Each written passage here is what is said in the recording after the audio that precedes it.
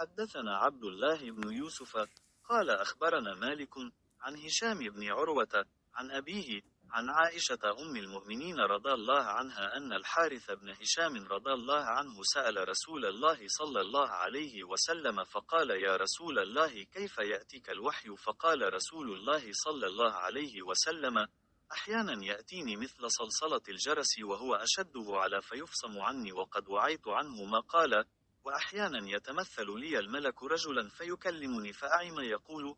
قالت عائشة رضي الله عنها ولقد رأيته ينزل عليه الوحي في اليوم الشديد البرد فيفصم عنه وإن جبينه ليتفصد عرقا. The mother of the faithful believers, Harith bin Hisham asked Allah's messenger, sallallahu alayhi wasallam, O Allah's messenger, sallallahu alayhi wasallam, how is the divine inspiration revealed to you? Allah's messenger, sallallahu alayhi wasallam, replied, sometimes it is revealed, like the ringing of a bell. This form of inspiration is the hardest of all, and then this state passes off after I have grasped what is unspoken. Sometimes the angel comes in the form of a man and talks to me, and I grasp whatever he says.